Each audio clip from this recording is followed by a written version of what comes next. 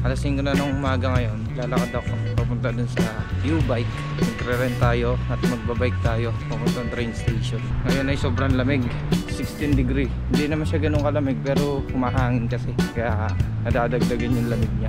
Kaya hindi kaya talaga ng isang jacket, lalo pag wala lang. Nakadoble tayo ng jacket ngayong hoodie, saka yung windbreaker. Yun yung mga bike at gagamitin natin itong yoyo para makarent ng bike. Ito na lang, mataas ang upuan. Ngayon tatap mo lang siya.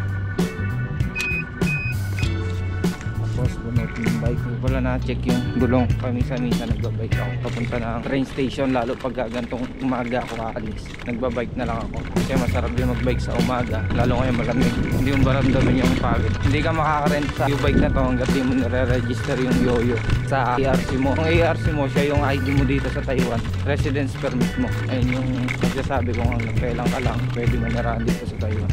Ngayon pagka ma-renew yung kontrata mo, nire-renew rin nila yung ARC mo. So yun, niregister ko yung yoyo ko ito kasi sa Taiwan. Pag naibalik mo agad yung U-Bike below 30 minutes, walang bayad, may oras siya. Hindi ko na matandaan, pero 1 hour 15 NT, tapos 1 hour to 2 hours 30 NT. Pakita ko sa inyo yung binababaan ko dito pagka papunta ako ng Chunan Station, kung gaano kataas. Ano? Pababa tayo ngayon. Pagdadalawang kamay muna ako, baka alubak tayo.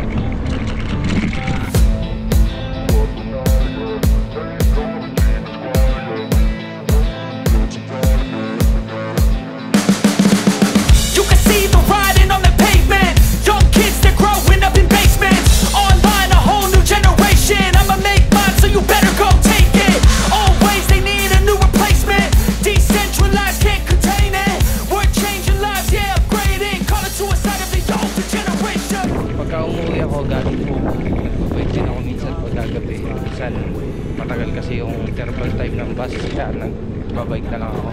Sinasalungan ko yun, ganun kataas. Exercise. Nung una, hindi ko na-i-street na akyatin. Humihinto ako sa may gitna. Pero nung nasanay na ako, alam mo na yung discard, straight na. Ito kasi, may speed din tong U-Bike na to, hanggang 3. Nabibigatan din yung pedal niya, tapos nagagangan din. Kaya, yun. Nung una kasi hindi ko alam na may speed pala siya. Diba, ang lamig. Sinarado ko na yung hoodie ko, malamig sa tenga. Kaya nandito pagka maaga ako umalis, hindi pa nakaka-active yung mga stoplight. Nakaganyan pa siya, oh. Mas mabilis yung bike ko, dire-diretso lang, unlike sa araw. Okay, tapos place the card with the sensor. 50 pa rin, kita ba?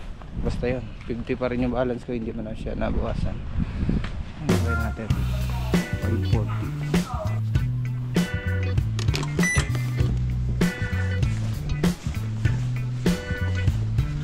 Sa train, nakasakay na tayo.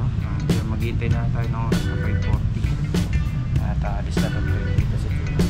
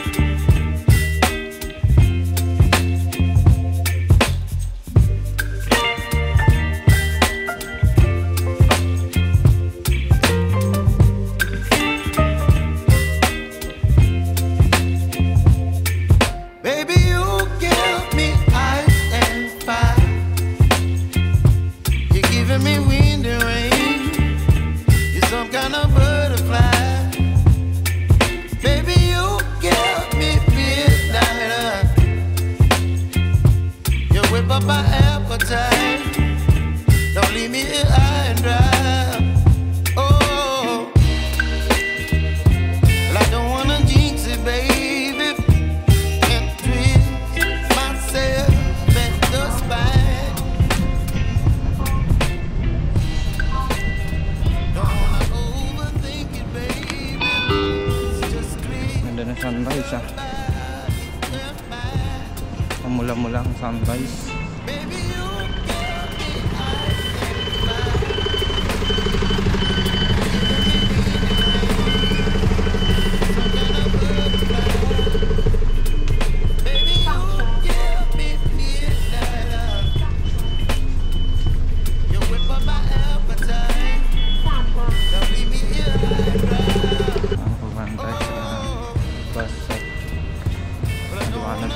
Lakad lang tayo, malapit lang nilalakad ko. 7-Eleven na yun. Doon tayo doon, tapos Family Mart. Tapos yung Family Mart doon ay sa amin.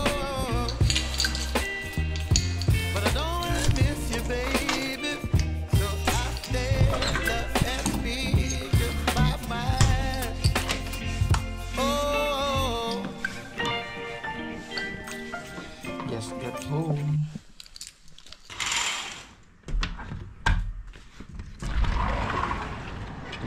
Morning, basahan. Imbis na good morning Taiwan, good morning basahan. View sa amin lang pagka umaga, ang sarap ang lamig. Oh.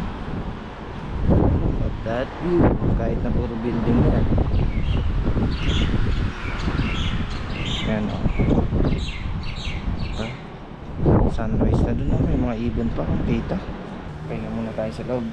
Kaya natin si Joy dahil si Joy 7:30 ang uwi niya.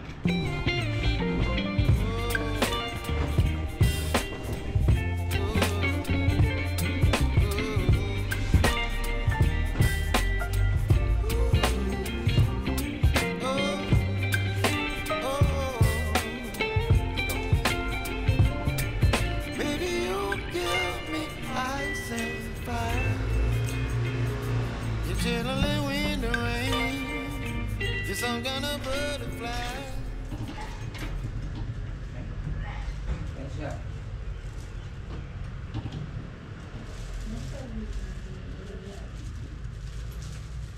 Vlog.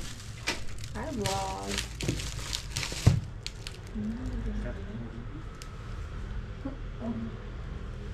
Kami daw baby.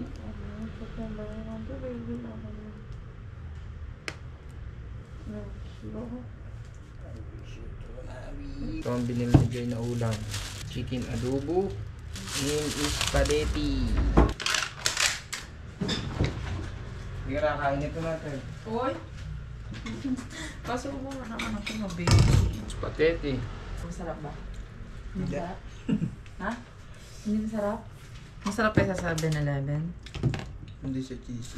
Bili ka mo ng cheese. Ano? Gusto mo yung hotdog. Eh, dito ko sa part na to. Kainin mo na yan. Gusto mo yung cheese eh.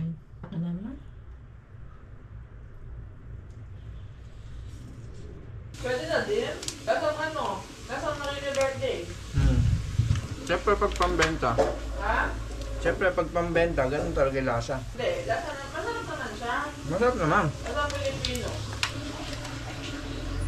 Baka Pinoy may luto. Filipino style spaghetti. Ba't kaya hindi ka kaya umupo? Good afternoon, it's a new day, new life. Papunta tayo kay Joy ngayon. Ngayon ay February 18, 2024. Hindi natin siya nabigyan ng regalo nung Valentine's dahil may pasok tayo. Ngayon uuwi tayo sa Huko para bigyan siya ng flowers and a cutie doggy. Sana nabutan natin yung bus para magustuhan niya yung dala natin. Hiningal ako, nahablit yung bus eh. Okay, ang ending, hindi natin nabutan yung bus. So bike tuloy tayo ngayon, yung bike, saka si doggy, saka yung flowers.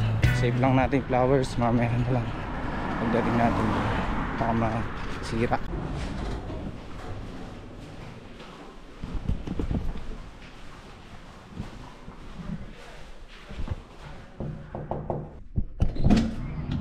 Hi?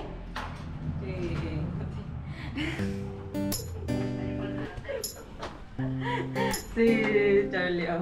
May dalang aso tsaka flowers. Valentine's ba yan? Siyempre, Naka- siyempre TV. Valentine's ba, baby? Kakakita ko lang yan sa ano mo. Alin? Sa JC mo. Binuksan mo yung ano ka? Kasi hindi ka nagre-reply, di ba? Oo. Nakita Ay! Oo na. Binibidyo na naman ako nito. Aso na, bulldog na. Parang ikaw to na eh. Gusto mo ba? Thank you, baby. Mamaya na nandiyan si mama. Okay lang yan. Gusto mo ba, baby? Hindi ko alam na may... Anong date ba ngayon? 18. 18 pala, kakala ko 19. Siyempre, hindi ako nakapadla ng Valentine si Bibi. I love you. Bigay lang yung last bigay mo sa akin ng flower. Pinas pa. Yung una, nililigawan kita. Yung pangalawa, nag-away tayo. Ah, yeah. Ano Ayun. ano yung binigay mo sa akin flower? Noon? Ah. Hindi ko alam kung ano yun. Basta binigyan ko na. Baby, thank you. Nagiging sweet ka yata. Siyempre. Siyempre. Tapos! Nga! Ha? Ako shades pa ako. Kailangan kasi mata ko sa araw. Eh. Kaya, Ay! May tubig! meron tubig talaga yan. Hindi mo sinabi. Baliw mo? Siyempre may tubig yan. Parang hindi siya malanta. Kaya ka natagal na, kaya ka naiwan ng bahay. Hindi. Naligo kasi ito, di ba? Okay na ka naman dito. Basa ko lang yung lugi na ako sa aso mo. Parang ayun lang. Tapos nag-out na ako, inaantok na kasi ako. Kasi hindi ka nagre-reply. Ang tagal mo mag-reply. Naghihinala pa yata ang aking mapapangasawa. Nagbubukas pa siya ng messenger. Bakit? Wala ka naman makikita doon. Malabo pa sa sabaw ng pusit. Sa bulambum. Baby. Na, Ganda ng magkano doggy. bayad mo dito? Baby, mahal naman. Okay lang yan. Pera lang ang madali lang kitain yan. Wow. Importante maging masaya kahit natapos na yung Ano bahay. pangalan nito, baby? Ikaw, pangalanan mo.